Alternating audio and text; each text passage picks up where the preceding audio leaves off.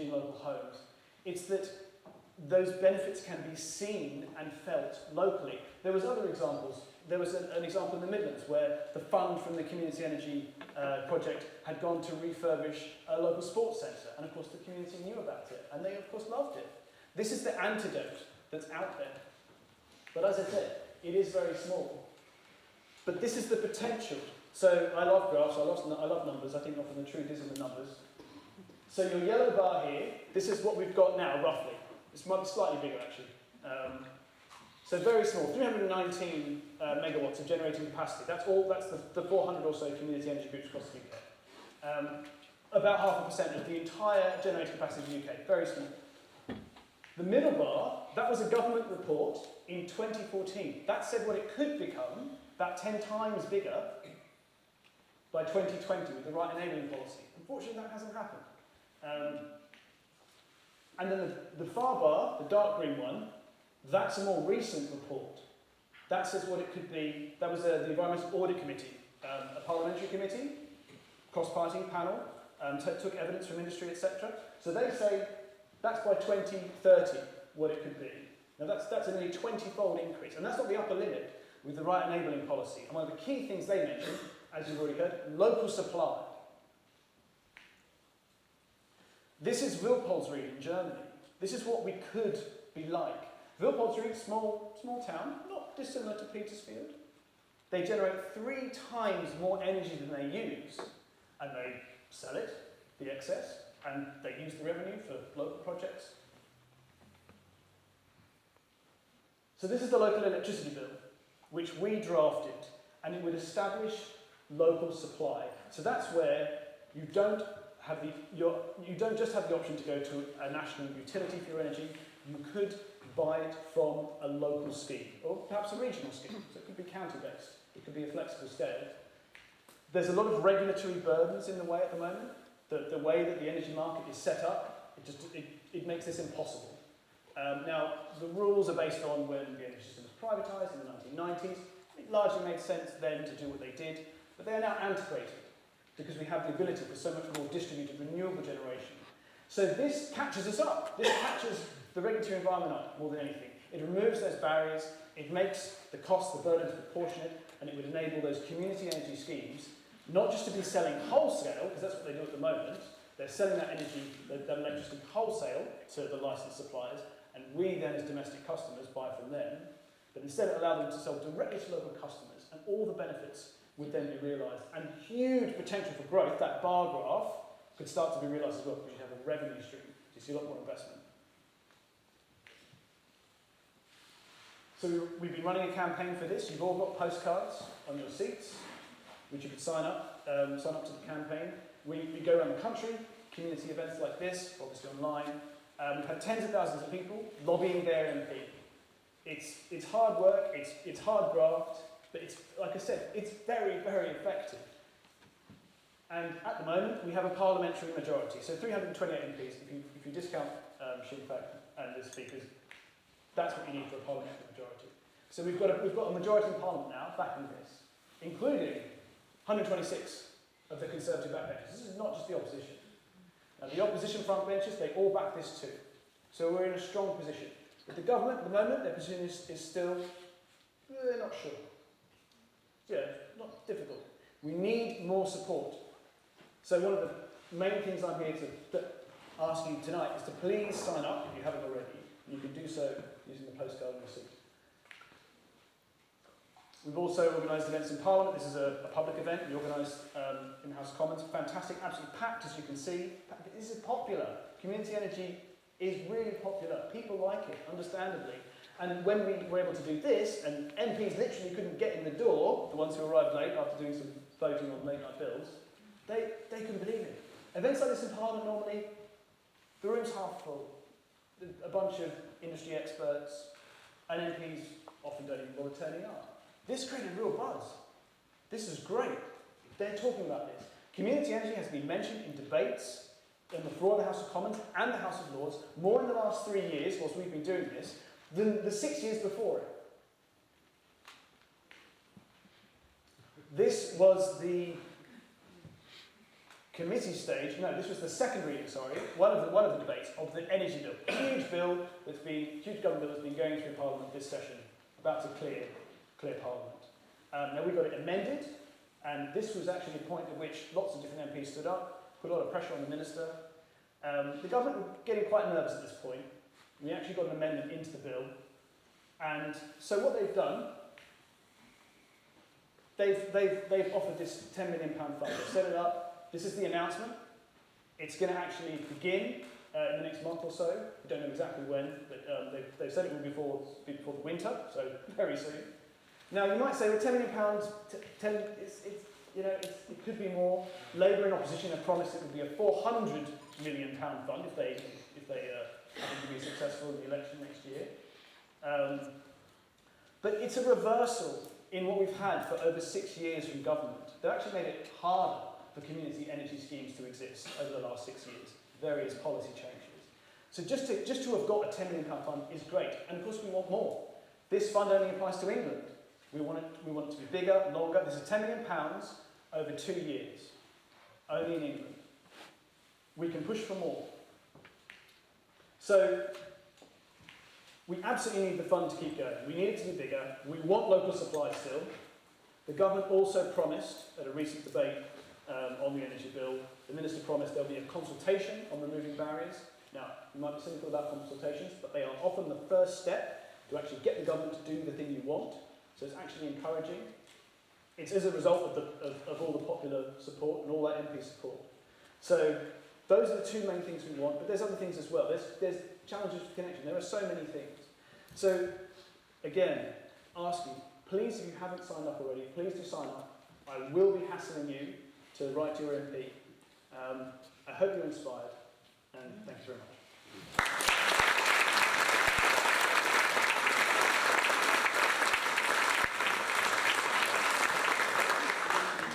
Steve, thank you very much. I'm particularly attracted to the vision of riding around the country on horseback collecting signatures. We should bring those days back, but now we use Twitter and other means. So our final speaker this evening is Steve Waywood. We're now sort of going even bigger picture and following the money. Steve has been in finance for about 30 years now. Started off in the World WWF, World Wildlife Fund. Is that correct? Not the rest of us. Not the rest of us, yes. Just clarifying that point. Currently works for Aviva Investors, and he's always been fascinated about how to leverage the power of money to engender change, particularly for good. His fascinating fact is that he's met both the Pope, the King, and two UN Secretary Generals. So he's pretty well connected. So with that, I'll go to Steve. I didn't get their phone numbers. Thank you so much, and thank you very much for the invitation to be here this evening, and for you all for coming. It is a huge pleasure and a privilege, and huge congratulations, Steve, particularly for the Climate Act. I think we've been a much worse.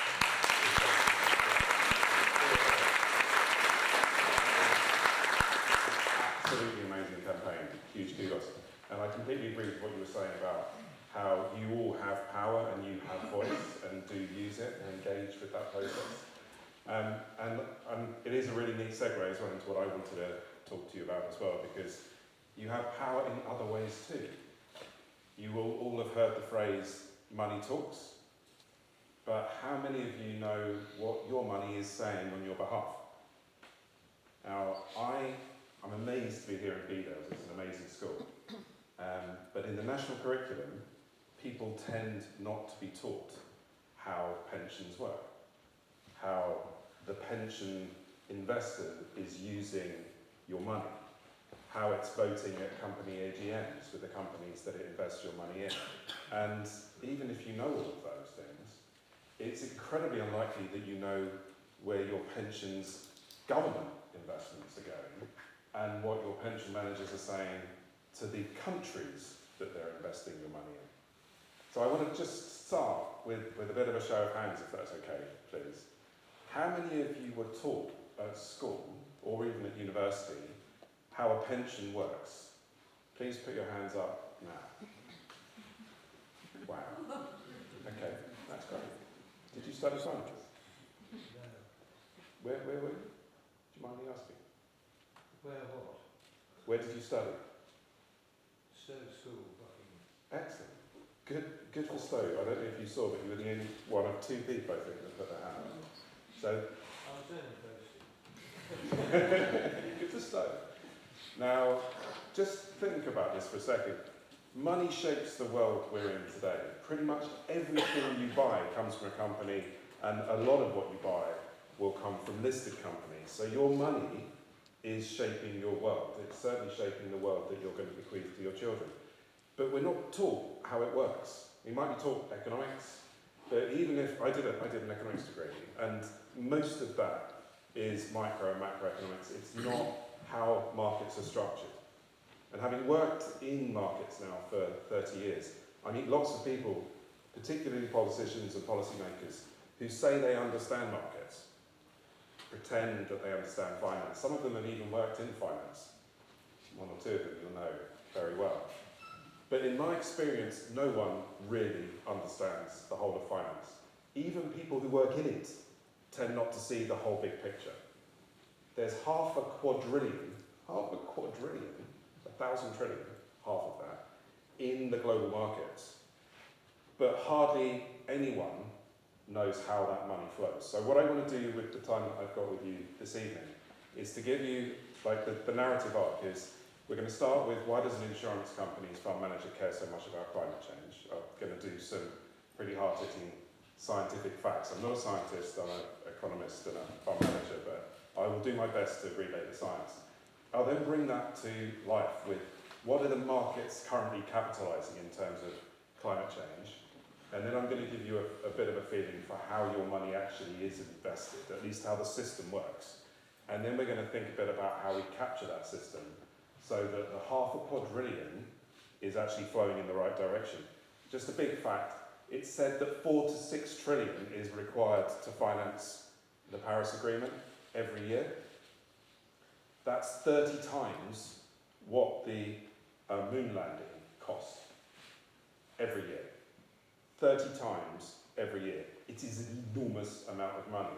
But as you've heard me say already, there's half a quadrillion in the system. So there's enough money in there, in the system, there's enough technology, there's variable political will globally, and it ebbs and flows.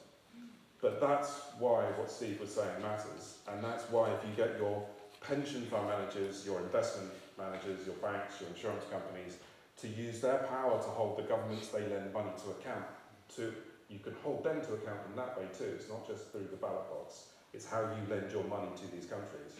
If you use that too, then I believe that there's every chance that we can actually deal with this climate problem.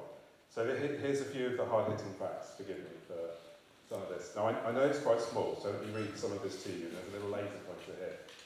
So you will probably all have heard of the Paris Agreement, otherwise you probably wouldn't be here, but we're at 1 degree roughly now. It's a little bit higher. That's the current temperature change since the Industrial Revolution, the global average. Now, the World Met Office is saying we're probably going to hit that in an El Nino phase in the next 3 or 4 years, so 1.5 degrees. That's the lower threshold, the greatest ambition of the Paris Agreement. The upper threshold they don't want to go beyond is 2 degrees, and this is all by the end of the century. Now, these facts and figures, they've been assimilated from various different things, the World Resources Institute and so on. But at 1.5 degrees, you see most of the reefs die out, and that's like 70 to 90% is the figure on that chart. You may know this already, but roughly half of the world's reefs have been bleached since the 80s. We're already seeing huge disruption to the various ecosystems. At 3 degrees, we have rainforest dieback and permafrost collapse. But the reason why that matters is the permafrost freezes billions of tons of methane beneath the ice. If you thaw it and you have a release of a colossal amount of methane, that's a feedback loop that we just can't stop. Methane is roughly 70 times worse than carbon dioxide. So we have to keep it in the ground, we have to keep it frozen. And this is the one that really keeps me awake. Sorry it's so blunt, but I mean, I have to say it how it is. So what you mustn't do is despair, because this might be where we're heading at the moment, but it isn't too late to stop. We've got 5 or 10 years to stop it, but this one is the big one. Roughly 3/4 of the world's population won't effectively won't be able to live where they do today without adaptation, without, for example, aircon, and many of them won't be able to afford it. What that's saying is the midday, midsummer air temperature will be too hot for the human body to cope. There's a thing called the wet bulb temperature. If it goes north of 36 degrees, the body starts to shut down. And that 74% figure is saying that 3/4 of the world's population, where they live today, will need to adapt. So aircon is one way they can do that. But as I said, a lot of them won't be able to afford that. So they're going to have to migrate. Conceivably, billions of people are going to have to migrate. Sorry, again, this is partly the reality of where we are. Now, because I'm an investment representative, because I invest money and we see we look to the future all the time, and I work in an insurance company that looks at historic data routinely, we can look at implied temperature change figures. They've only been around 5 years or so. They're not perfectly accurate. But what they do is they look at the proven and probable reserves in the oil and gas companies that list around the world, and they say, okay, what happens to the parts per million of CO2 in the atmosphere if we burn it all? Where do we get to in atmospheric change? And the lowest estimate that I have found is that's where we're heading. And you'll recall that's 0.3 degrees south of 3 degrees. Okay? So we're heading towards, by the end of the century, currently the markets are capitalising roughly 3/4 of the world's population having to move, and all of the reefs being bleached. So we're here not just worried about the pandas and the polar bears and the trees and the fish. This is a socio-economic, geopolitical crisis. You all, I'm sure, had a sense of that, but those are the figures. And so the people that say, the protesters that care about this so deeply, to do the school strike, they're absolutely right that climate change is a massive issue. I believe it's the biggest issue facing us today, and will continue to. It's the world's biggest market failure. There's no question. It's the world's biggest market failure. And the market failure is defined as the current structure of markets is leading to a suboptimal outcome for society. If you've done economics, that's what a market failure is. The current structure of markets is ignoring that future. Why? Because it discounts the future. Because it ignores externalities. But your pension investors will discount future cash flows at about 10 to 15% per annum. So even massive hits at the end of the century become meaningless today. So it makes our markets and also our politics myopic. They focus over months and years, and sometimes actually seconds and minutes, not decades and centuries of looking for genuine sustainability. So they're right, we need systems change. I won't go on this too much, but it's great actually that we've seen much more. We've seen an increase in revenues from carbon pricing, around $100 billion in 22. But we're still subsidising fossil fuels that are out 800 billion, at 10 times that figure. Globally, we're subsidising at a far greater rate than we're taxing. And this, though, I've given you a lot to be worried about. This gives me huge hope, actually.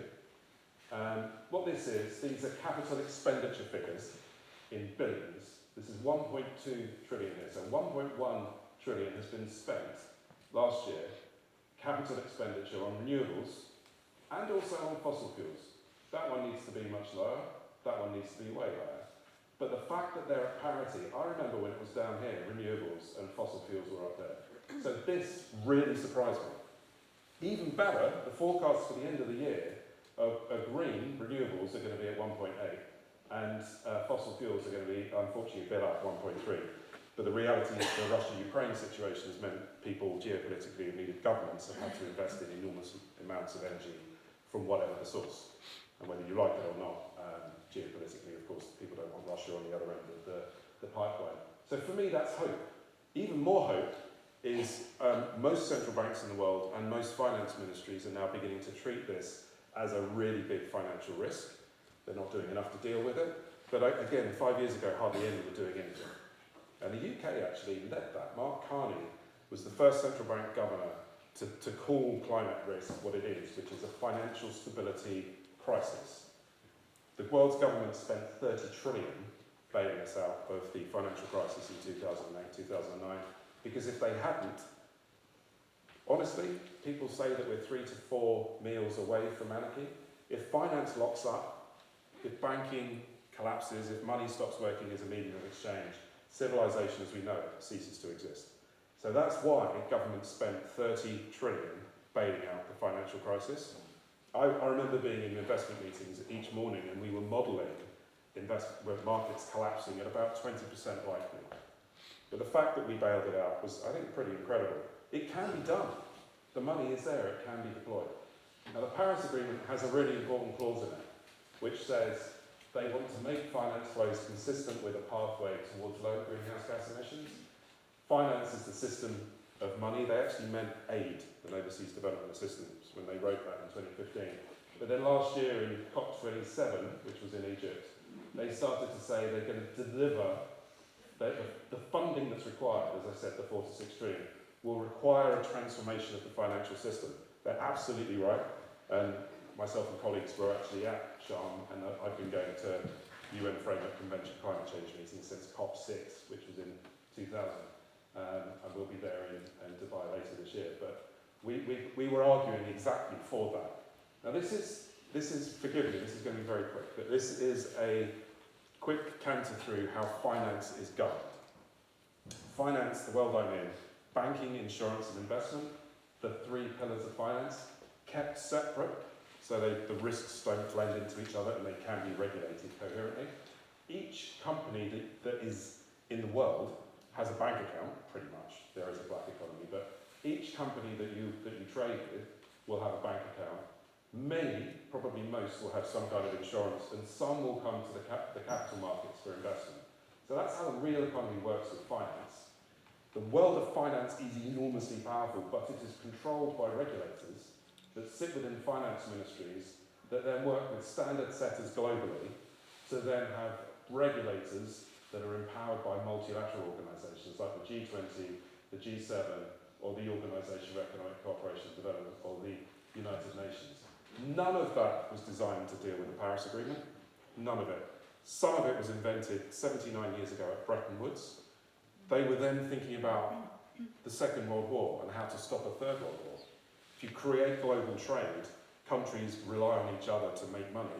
No Third World War. That was the logic in Bretton Woods 79.5 years ago. It's actually worked. But none of it was designed to deal with the climate crisis. And actually some of it is exacerbating the problem. But now we need collectively to raise our thinking and work out how you harness that. And the unfortunate reality is we've only just started to think about this at the central bank level. And this is where you come in. You may be workers, you certainly are consumers, and you definitely are individuals. Maybe you've got a pension, maybe you've got other investment arrangements. But as individuals, you're obviously on both sides of this diagram, but your money goes into asset owners, like trustees of pension schemes. They then will employ investment consultants. I work for a fund manager, we're called buy-side, because we buy from the investment banks, also known as brokers, on stock exchanges. We don't just buy listed companies, we might buy buildings, we might invest in countries but we're going to focus on companies for simplicity. These companies do everything in the real economy, including renewables, we're the UK's biggest investor in offshore wind, and also, unfortunately, oil and gas. How many of you know how much oil and gas is in your pension? Anyone? No idea. Perhaps ask. Ask your financial advisor. Now, and then secondly, these are both, unfortunately that's too good an investment at the moment, and that isn't good enough.